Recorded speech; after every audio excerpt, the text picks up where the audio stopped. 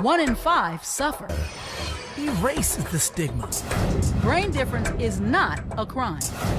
Mental health isn't just your problem. It's our problem. And now, Mental Health Mondays with Marla and Dave. Welcome to Mental Health Mondays with Marla and Dave. Yes. I'm Marla. And I'm Dave. We want to let you know right off the top, or as my son would say, off rip, that today's show is brought to you by Mental Health Mondays with Marla and Dave, specifically our social media sites. Marla, what are our social media sites? What are our handles and how can people find them? Here is where you can find us. Yes. H YMCA? M with Marla and A&D Dave. Now, we have great things in store for you. We're trying to build up and we're focusing on our social media sites. So we want to let you know right off the bat, or again, off rip, as DJ would say. Marla, what does the 200th subscriber to the Mental Health Mondays with Marla and Dave YouTube page receive? We have gifts for the 200th follower, whoever that is. Whenever you hit it, we'll know you're 200. And you'll be contacted and you'll be given a nice gift. Mm-hmm. The 500th follower, and then the milestone, the 1,000th follower. The 1,000th follower gets a big gift. Will receive something very special and tangible, and something that everyone can enjoy. It doesn't matter your religion, your gender, your height, your hair, your brows. You're still going to get the gift. I would suggest you sign up as soon as possible, because I can guarantee by tomorrow you will have missed out on the gift. So today, we thought it would be a good idea to let you ask us questions about mental health. Usually, we prepare a show for you, and it's our sincere hope that in the life stories, testimonies, and expertise of our guest, you'll find a ray of hope. But today, it's your turn to ask us explicitly the questions on your mind, whether it be about mental health, whether it be about as it relates to our family, how we deal with that. We want to hear from you. We'll be right back.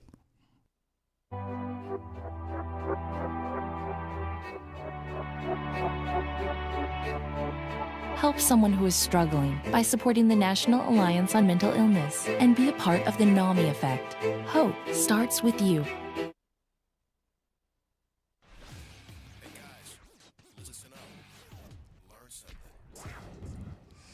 Okay, as Dave said that we're back. Now, I want you guys to do me a favor.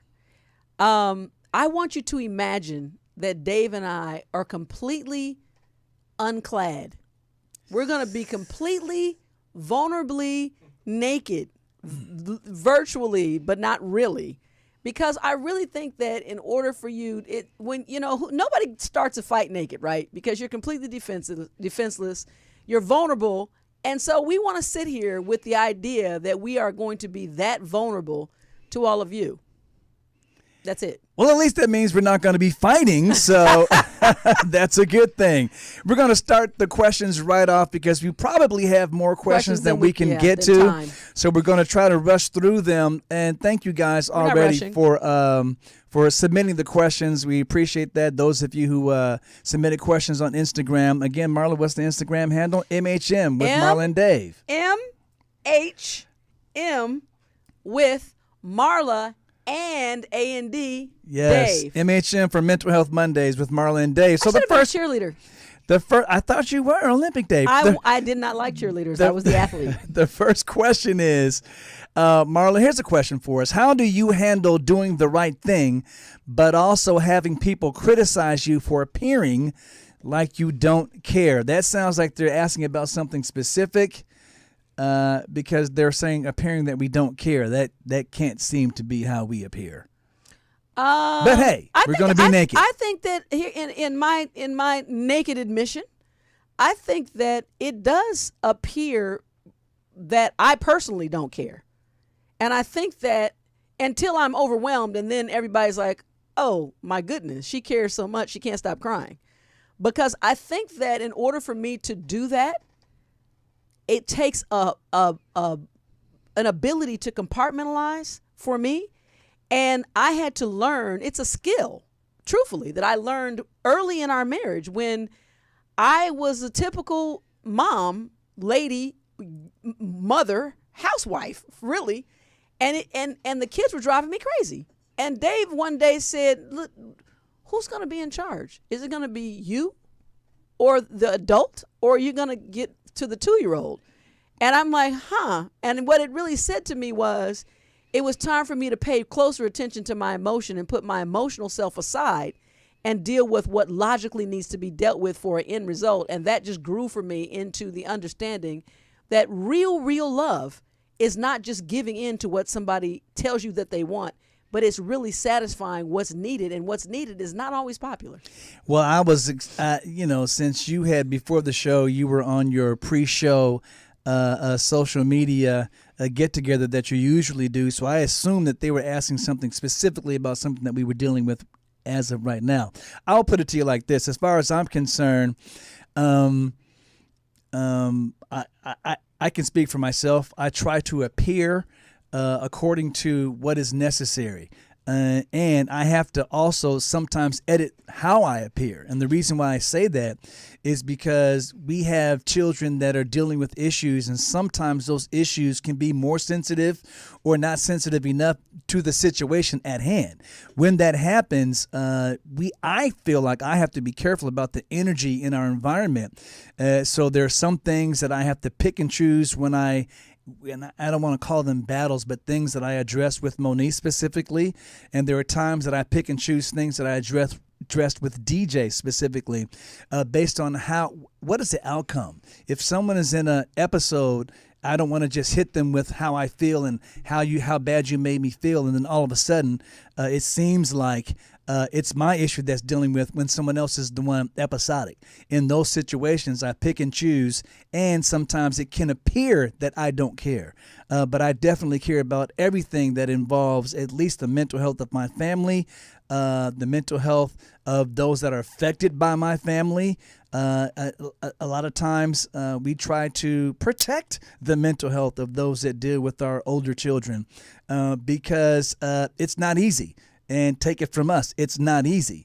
We are obligated to do it. That's something that God put on our plate. And we try to let everyone else know He did not necessarily put it on your plate. You can stop eating.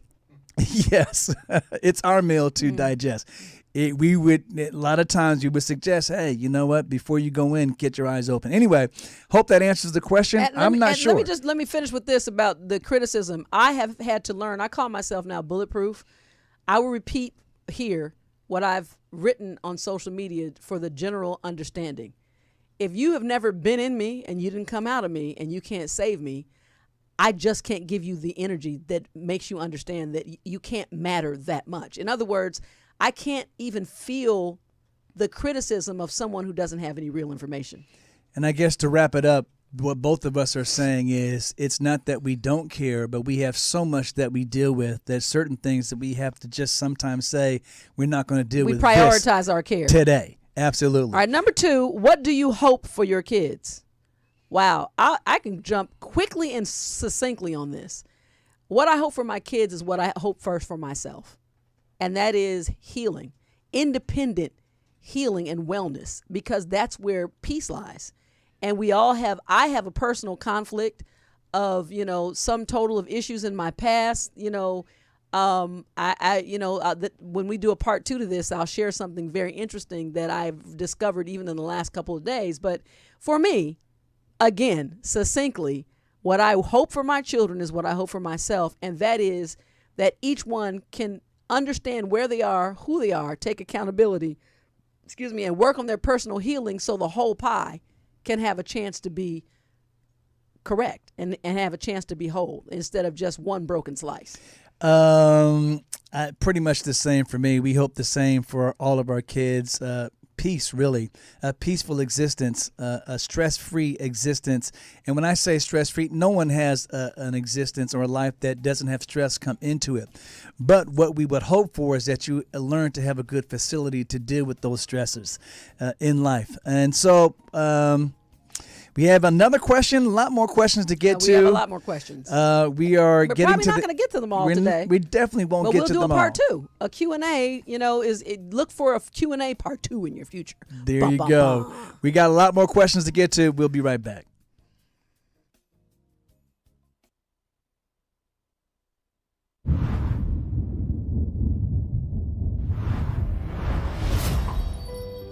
You may not realize it, but these words, often used to describe someone with a mental health condition, can be very harmful. In a country where 1 in 5 people are affected by a mental health condition, it's time for all of us to step up and change the conversation.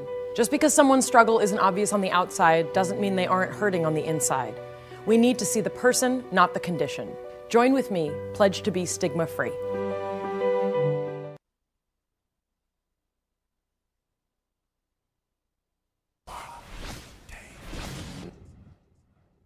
It's time for the Mental Health Minute with Marla and Dave.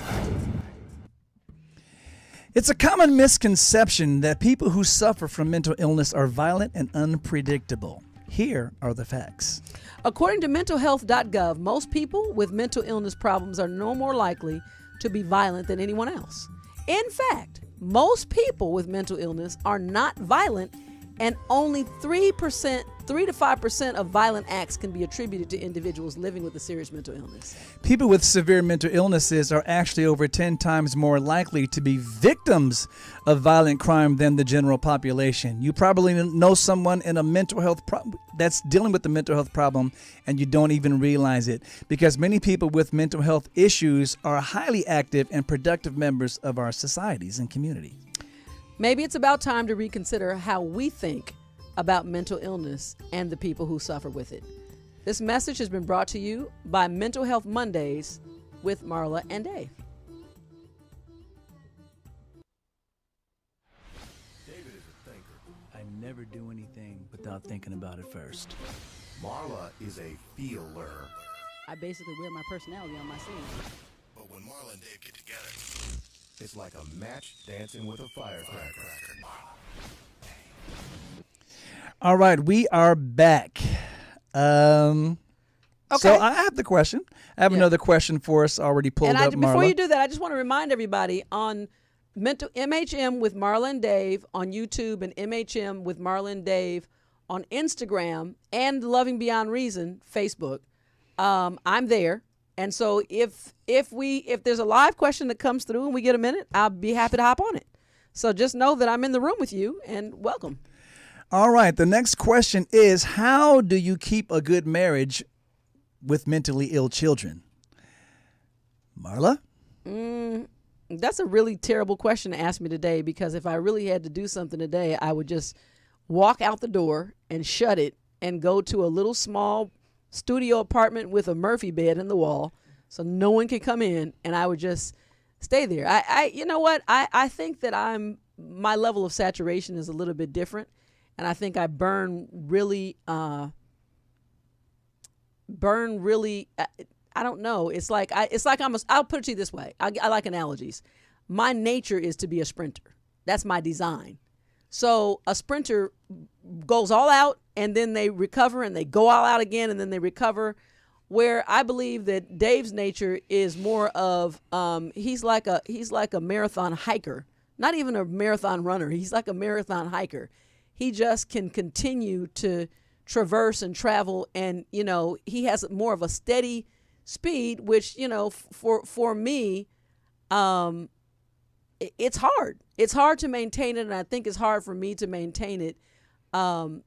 Harder, to be totally honest, because just in the differences of who we are, and yet I'm the one that's usually here to balance all of it, whether I want to stop sprinting or not. So I'm on like a lifetime sprint. So how we deal with it, how do we keep a good marriage? By just accepting that sometimes it's just a crappy day, and I'm not going to try to make it something that is not.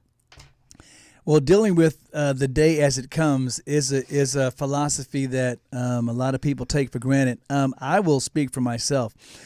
For me, what Marla calls marathon hiker, not sure what that means.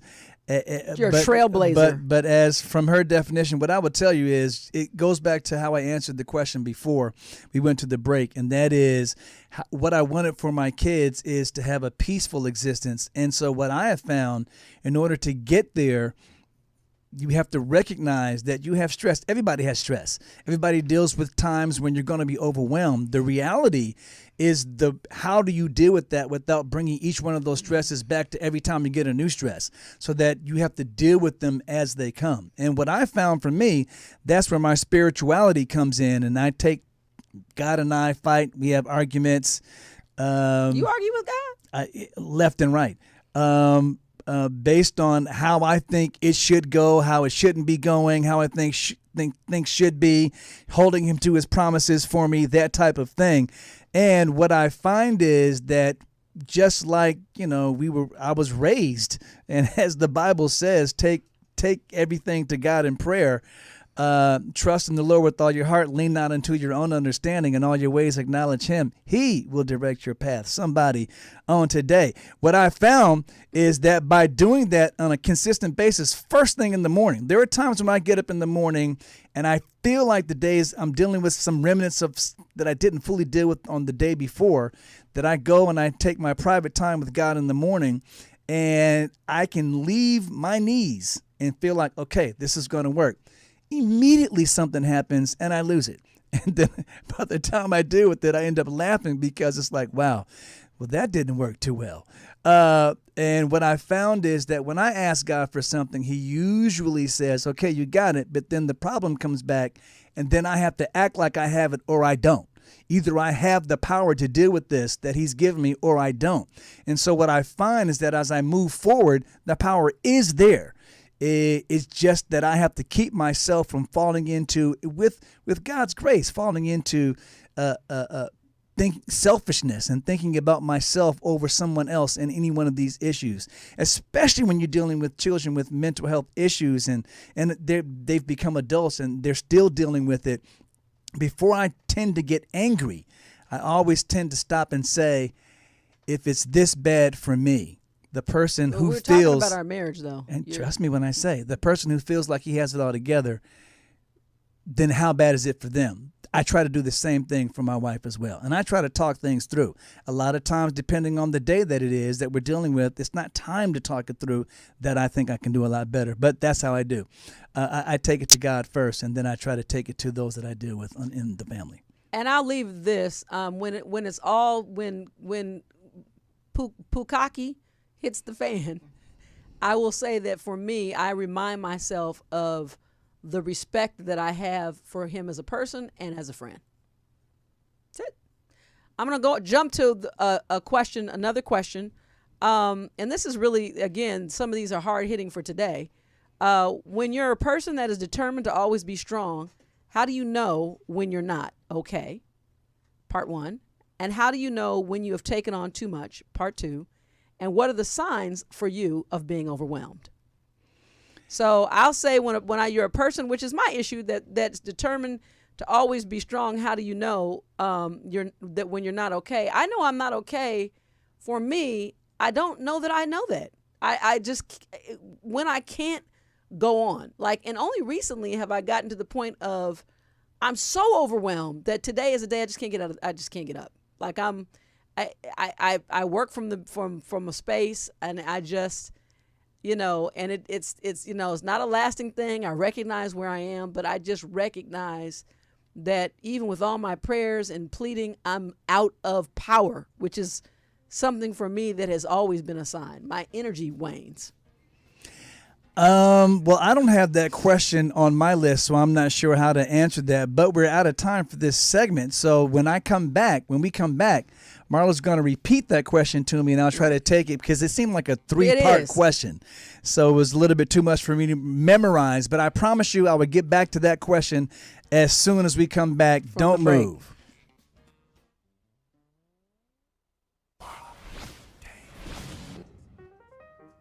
All right, the poll question means that music, I should say, means that it's time for the poll question. Marla, what was the poll question that we asked Scott Killaby last week?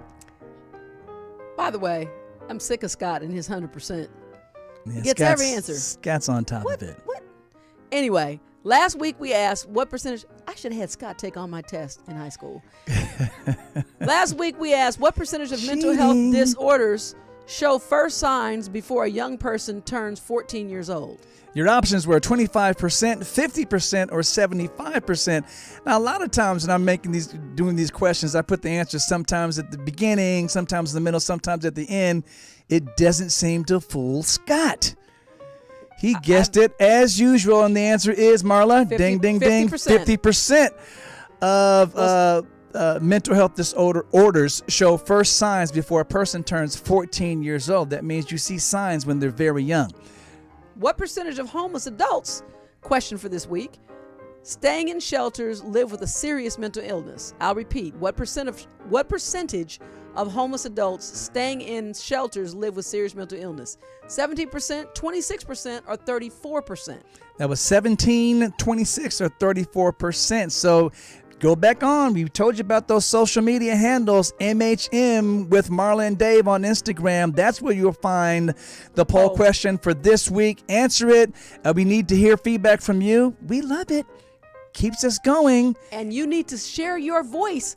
We want to hear from you. And how do you share your voice on that? You vote. Boom.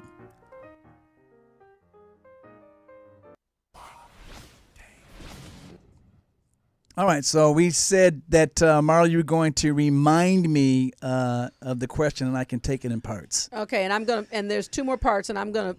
One kind of is remnant of another, so I'll finish. Hold on. So when you're a person that's determined to be strong, how do you know when you're not? Okay. How do you know when you've taken on too much? Yeah. So wait, is that two parts? Or yeah, is and the so third what's the part first is part? the first part is what I just said. When you're a person that is determined to always be strong, how do you know when you're not okay? All right, so here's the first thing. I think first of all, it's very presumptuous to think that you're going to always be able to be strong. Everyone's human, and so there will be times when you will be overwhelmed. So to think that you won't have times where you're overwhelmed is a little presumptuous, and I think that is when you decide that that's not going to happen, you are almost guaranteeing that you will definitely be overwhelmed and not be able to handle it as if you're a person who thinks that you should not be overwhelmed and you should always be strong. So I, first of all, don't think that I'm going to always have all the answers and always be strong. So that's... How do you know when you've taken on too much? For me, I get a sense of foreboding that basically says, okay, I literally know I have way too much to do. But I said yes. Not enough time and not enough energy, and I've put myself in a corner and I'm about to get in trouble.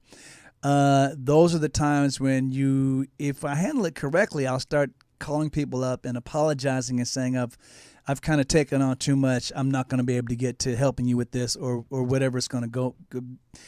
Whatever that's going to fall out, it's going to fall out. It's going to be what it's going to be.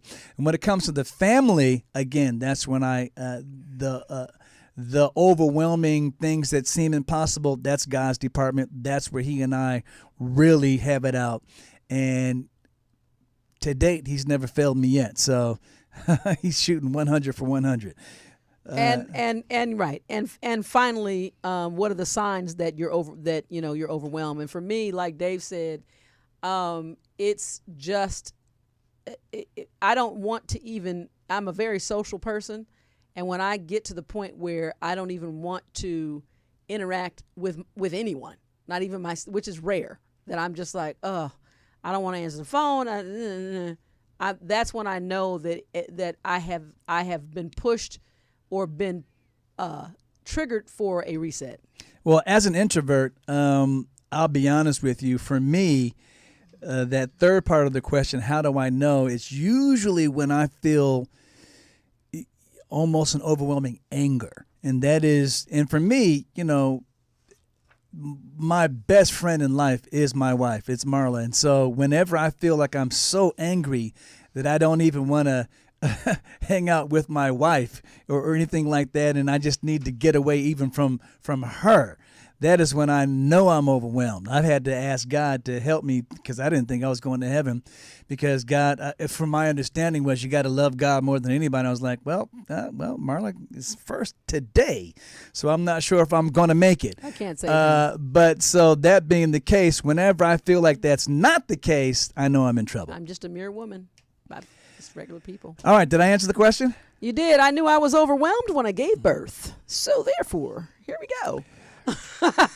All right. Well, we're trying to be helpful. So next question is, are you and Dave against holistic, and apparently they were asking this of you. So are you and Dave, Marla, against holistic approaches to treating your son's mental health issues? I'm not against holistic approaches, but what I can say is, a matter of fact, I would prefer it, but I'm pro what works.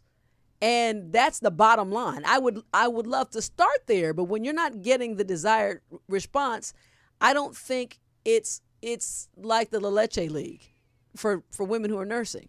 You know, it's amazing if that works out for you, but you don't starve your baby because you're not going to be able to be a productive nurser, right? You give it a bottle. So for me, it's not maybe the God design. It may not be the ideal thing, but we have to do what works at the end of the day to achieve the goal. So that's how I feel about holistic. I think we're the same on that, so we can move on to the next question. Marla, I have often heard you scorn Moniece for what seems to be her negative behavior. Do you think that it's fair to blame her bad behavior when you know that mental health issues are the cause? Well, they asked you. Here's how I see that. I think at a certain point in everyone's life, you have to become accountable for who you are and what you've been given. Every adult must do that. So I feel like I can love her, but I'm the main one that cannot applaud a behavior that is harmful or destructive to others with the excuse that mental health is what's driving it. So I feel a compassion for the mental health issue of a Jeffrey Dahmer, but I feel equally that consequences should be paid for the fact that he killed and ate people. That's just the bottom line. And so unless you are so disabled that you can't recognize, and I'll give you this as a real example. Moniece will often say, I have a reckless mouth. Well, if you can recognize that enough to say that, but you can continue to make that the excuse that you let your mouth harm other people, then I got a problem with that. It's a responsibility to say, I have a reckless mouth. This is hurting other people. Maybe let me take some steps to manage this issue.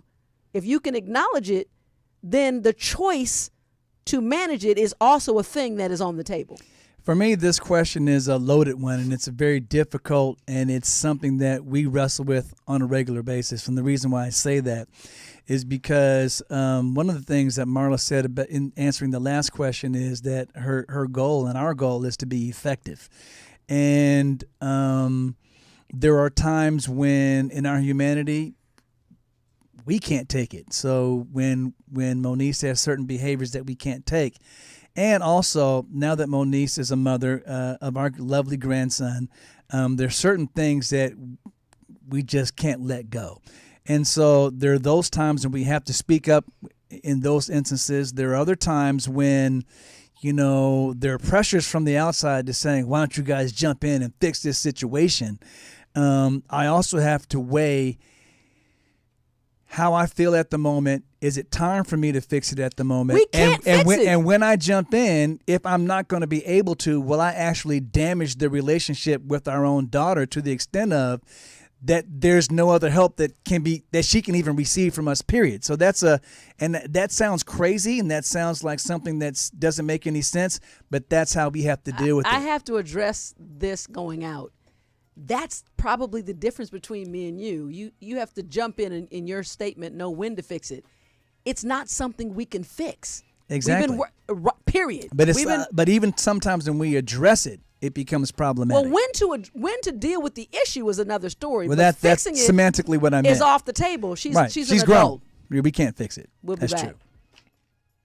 True. Bad. Worthless. Don't trust them. They'll hurt you. You're worthless. It's pointless.